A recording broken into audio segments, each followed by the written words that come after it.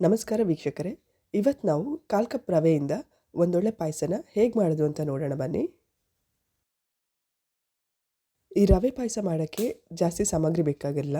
ಮನೇಲಿರೋ ಕಡಿಮೆ ಸಾಮಗ್ರಿನೇ ತುಂಬ ಟೇಸ್ಟಿಯಾಗಿರೋ ರವೆ ಪಾಯಸ ರೆಡಿ ಆಗುತ್ತೆ. ರವೆ ಪಾಯಸ ಮಾಡೋಕ್ಕೆ ಸ್ಟವ್ ಮೇಲೆ ಒಂದು ಬಾಣಲೆ ಇಟ್ಟು 3 ಚಮಚ ತುಪ್ಪ ಹಾಕೋಣ.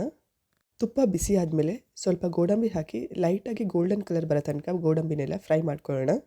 ಈಗ ಫ್ಲೇಮ್ನ ಲೋವಲ್ಲಿಟ್ಟು ಹುರ್ಕೊಂಡಿರೋ ಗೋಡಂಬಿ ಎಲ್ಲ ತೆಗೆದು ಒಂದು ಪ್ಲೇಟಿಗೆ ಇಟ್ಕೊಳ್ಳೋಣ. ಈಗ ಅದೇ ಬಾಣಲೆಗೆ 1/4 ಕಪ್ ರವೆ ಹಾಕಿ ರವೆ ಎಲ್ಲ ಲೈಟಾಗಿ ಗೋಲ್ಡನ್ ಕಲರ್ ಬರೋ ತನಕ ಲೋ ಫ್ಲೇಮಲ್ಲಿ ರವೆನ ಚೆನ್ನಾಗಿ ಹುರ್ಕೊಳ್ಳೋಣ. ಲೋ ಫ್ಲೇಮಲ್ಲಿ ರವೆ ಎಲ್ಲ ಚೆನ್ನಾಗಿ ಹುರ್ಕೊಂಡ್ಮೇಲೆ 1/4 ಕಪ್ ರವೆಗೆ ಅರ್ಧ ಕಪ್ ನೀರು ಹಾಕಿ ರವೆಯಲ್ಲಿರೋ ತುಪ್ಪ ಎಲ್ಲ ಬಿಡೋ ತನಕ ರವೆನ ಚೆನ್ನಾಗಿ ಬೇಯಿಸ್ಕೊಳ್ಳೋಣ.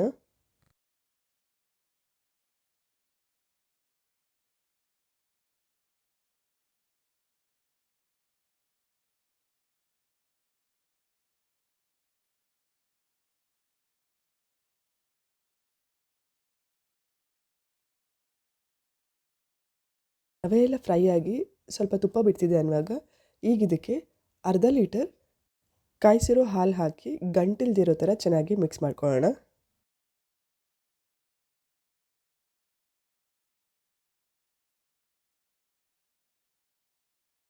ರವೆ ಎಲ್ಲ ಹಾಲು ಜೊತೆ ಚೆನ್ನಾಗಿ ಮಿಕ್ಸ್ ಆದಮೇಲೆ ಈಗ ಫ್ಲೇಮ್ನ ಮೀಡಿಯಮಲ್ಲಿಟ್ಟು 4ರಿಂದ 5 ನಿಮಿಷ ಹಾಲನ್ನ ಚೆನ್ನಾಗಿ ಕುದಿಸ್ಕೊಳ್ಳೋಣ.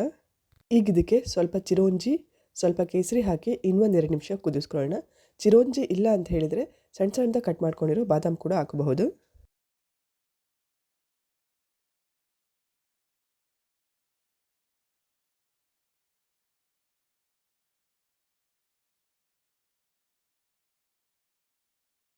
ಈಗ ಅರ್ಧ ಕಪ್ ಸಕ್ಕರೆ ಹಾಕಿ ಇನ್ನೊಂದು 2-3 ನಿಮಿಷ ಪಾಯಸನ ಚೆನ್ನಾಗಿ ಕುದಿಸ್ಕೊಳ್ಳೋಣ.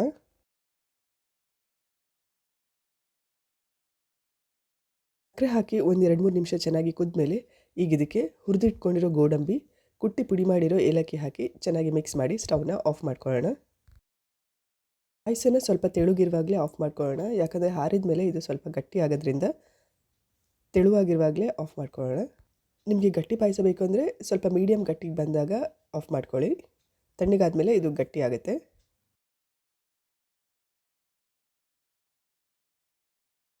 ರವೆ ಪಾಯಸ ರೆಡಿಯಾಗಿದೆ. ನೀವು ಟ್ರೈ ಮಾಡಿ ಹೇಗಾಗಿದೆ ಅಂತೇಳಿ ಕಮೆಂಟ್ ಮಾಡಿ ತಿಳಿಸಿ. Thanks for watching the video.